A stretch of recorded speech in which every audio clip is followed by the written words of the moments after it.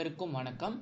நம்ம இந்த வீடியோவில் டிஎன் 12th ஃபிசிக்ஸில் 4th சாப்டர், அதாவது electromagnetic induction and alternating current, இந்த சாப்டரில் உள்ள important 2 mark and important 3 marks தான் நம்ம வந்து பார்க்க போகிறோம்.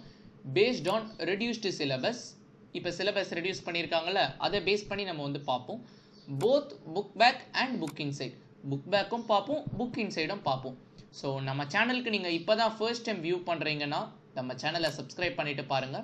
இந்த வீடியோ பிடிச்சிருந்தா லைக் பண்ணுங்கள், உங்கள் ஃப்ரெண்ட்ஸுக்கு ஷேர் பண்ணுங்கள். So important 2 and 3 mark questions இப்போ நான் வந்து கொடுத்துருக்கேன். So what is electro magnetic induction? இந்த கொஷின் பார்த்தீங்கன்னா நமக்கு புக் பேக் கொஷின். ஸோ நான் இந்த ஒரு கொஷினுக்கு பக்கத்தில் புக் பேக்கு நான் வந்து எழுதியிருந்தேன்னா அது வந்து புக் பேக் கொஷின். ஸோ உங்கள் புக் பேக்கில் நீங்கள் வந்து மார்க் பண்ணிக்கோங்க. ரெண்டாவது question, state Fleming's right hand rule.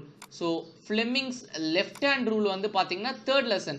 So நம்ம ஃபர்ஸ்ட் லெசன் அப்லோட் பண்ணியாச்சு, செகண்ட் லெசன் அப்லோட் பண்ணியாச்சு, third lesson and 5th lesson upload பண்ணியாச்சு.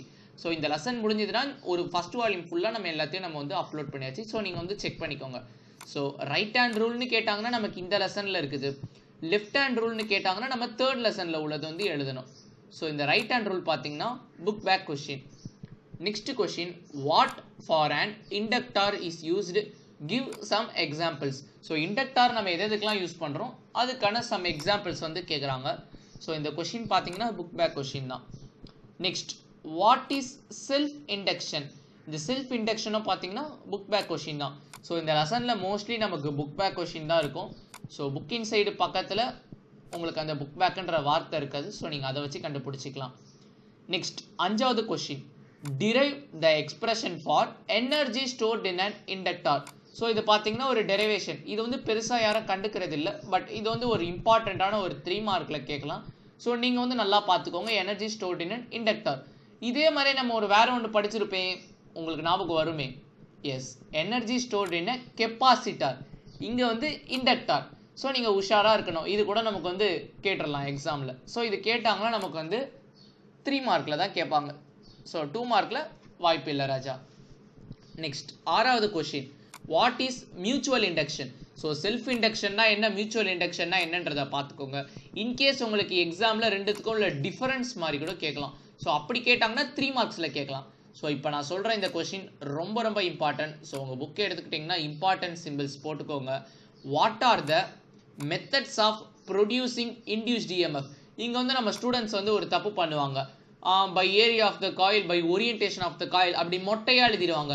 பட் இந்த கொஷினில் என்ன கீனா, by changing the area of the coil, by changing the orientation.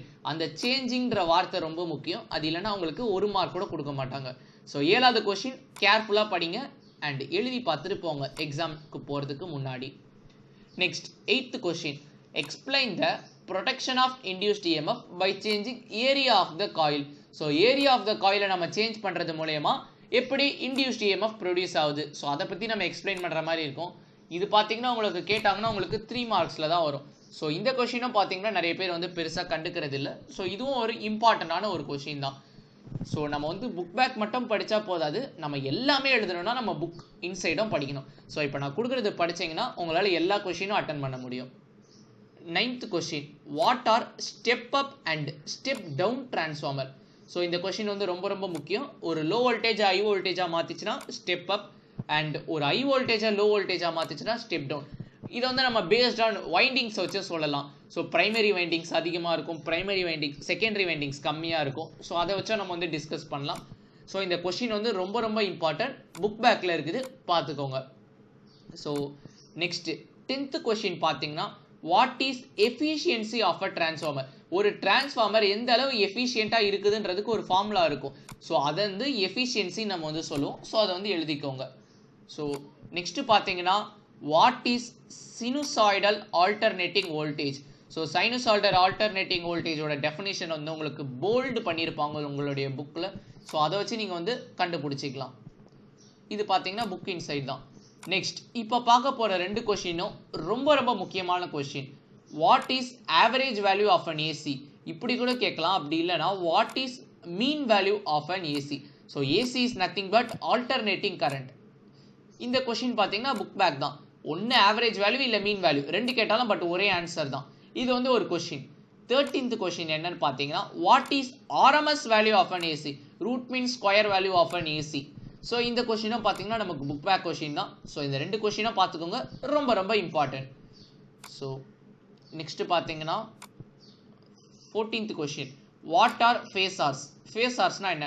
நம்ம phasor diagram போட்டு நம்ம இண்டக்டாருக்கு கண்டுபிடிச்சிருப்போம், capacitor and RLC circuit. So ஃபேஸார்னா என்ன அது நம்ம வந்து தெரிஞ்சுக்கணும். ஸோ அது வந்து பார்த்தீங்கன்னா புக் பேக் கொஷின் தான். ஸோ நல்லா பார்த்துக்கோங்க. Next question define electric resistance. So இந்த எலக்ட்ரிக் ரெசிஸ்டன்ஸ் கொஷினும் பார்த்தீங்கன்னா நமக்கு வந்து புக் பேக் தான். ஸோ நல்லா பார்த்துக்கோங்க. அண்ட் அதுக்கடுத்து what do you mean by resonant frequency. இந்த எலக்ட்ரிக் ரெசிஸ்டன்ட்டும் இந்த ரெசனன்ட் ஃப்ரீக்வன்சியும் அடுத்தடுத்து வரும். ஸோ உங்களுக்கு அதை வச்சு நீங்கள் வந்து ஆன்சர்ஸ் ஈஸியாக ஐடென்டிஃபை பண்ணிக்கலாம். ரெண்டுமே பார்த்தீங்கன்னா நமக்கு வந்து புக் பேக் கொஷின் தான்.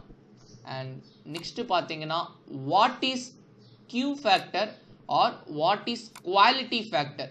ஸோ நமக்கு எப்படி வேணாலும் கேட்கலாம், எப்படி கேட்டாலும் ஒரே ஆன்சர் தான், புக் பேக் கொஷின்ஸ் தான். அண்ட் நெக்ஸ்ட் பார்த்தீங்கன்னா வாட் இஸ் வாட்லெஸ் கரண்ட். கரண்ட்டுக்கு வாட் இருக்கும். ஸோ வாட்லெஸ் கரண்ட்டாக என்னன்றதை வந்து நமக்கு வந்து கேட்குறாங்க. ஸோ அந்த கொஷினும் பார்த்தீங்கன்னா புக் பேக் கொஷின். இது வந்து 18th கொஷின் நம்மளுடைய இம்பார்ட்டண்ட்டில். And next define power factor of an AC. இந்த பவர் ஃபேக்டரை பொறுத்த மட்டும் நீங்கள் வந்து ஏதாச்சும் ஒன்று எழுதுனா போதும். So any one. So cos ஃபைன்னு எழுதலாம், power factor is equal to, அல்லது true power by apparent power, ஏதாச்சும் ஒரு definition, any definition okay. Power factor எது எழுதினாலும் உங்களுக்கு வந்து மார்க் வந்து கொடுப்பாங்க. அண்ட் நெக்ஸ்ட் பார்த்தீங்கன்னா 20வது question what are the advantages and disadvantages of AC current over DC current. So பார்த்தீங்கன்னா இது வந்து எனக்கு வந்து 3 மார்க்கில் கேட்டாங்க போன வருஷம் பப்ளிக்கில். ஸோ இந்த கொஷின் வந்து கேட்குறதுக்கு அதிக சான்சஸ் இருக்குது. ஸோ நீங்கள் வந்து நல்லா பார்த்துக்கோங்க, வெரி வெரி இம்பார்ட்டண்ட். ஸோ இது வந்து இம்பார்ட்டண்ட்டான question. Next what are LC oscillations. இது வந்து பார்த்தீங்கன்னா நமக்கு புக் பேக் கொஷின். இது வந்து ஒரு 2 மார்க்ஸில் கேட்பாங்க. ஸோ பார்த்துக்கோங்க. அடுத்து 22வது question derive the expression for conservation of energy in LC oscillation. இது வந்து மோஸ்ட்லி 3 மார்க்கில் தான் கேட்பாங்க. ரேர் கேஸில் நமக்கு வந்து இது வந்து 5 மார்க்கில் வரலாம். வெரி வெரி ரேர் கேஸ் தான்.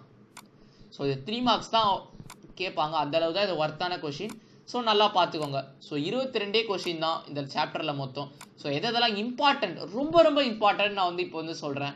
ஃப்ளெமிங்ஸ் ரைட் ஹேண்ட் ரூல் பார்த்துக்கோங்க, செல்ஃப் இண்டக்ஷன் பார்த்துக்கோங்க, energy stored in an inductor பார்த்துக்கோங்க, அண்ட் மியூச்சுவல் இண்டக்ஷன் பார்த்துக்கோங்க, மெத்தட்ஸ் ஆஃப் ப்ரொடியூசிங் இஎம்எஃப் பார்த்துக்கோங்க, step up and step down transformer பார்த்துக்கோங்க, எஃபிஷியன்சி ஆஃப் அ டிரான்ஸ்ஃபார்மர் பார்த்துக்கோங்க, average value பார்த்துக்கோங்க, RMS value பார்த்துக்கோங்க. So next பார்த்தீங்கன்னா ரெசனன்ட் ஃப்ரீக்வன்சினா என்னன்றதை பார்த்துக்கோங்க, குவாலிட்டி ஃபேக்டர் பார்த்துக்கோங்க.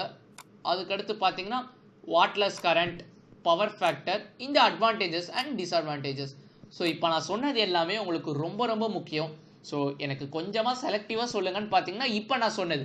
ஸோ நீங்கள் எல்லாமே அட்டன் பண்ணோம் அந்த மாதிரி தாட்டோட போகிறீங்கன்னா இந்த 22 கொஷின் படிச்சுட்டு போங்க, மோர் தென் எனஃப். இது பார்த்தீங்கன்னா 16 புக் பேக் கொஷின்ஸ் இருக்குது அண்ட் 6 புக் இன்சைட் கொஷின் இருக்குது. இது ரெடியூஸ்டு சிலபஸை பேஸ் பண்ணி தான் எடுத்திருக்கோம். ஸோ மொத்தமாக பார்த்தீங்கன்னா நமக்கு 22 கொஷின் தான். ஸோ இந்த 22 கொஷின்ஸ் படித்தீங்கன்னா போதும், உங்களுக்கு கவலையே இல்லை 2 மார்க் 3 மார்க் இந்த சாப்டரை பொறுத்த மட்டும்.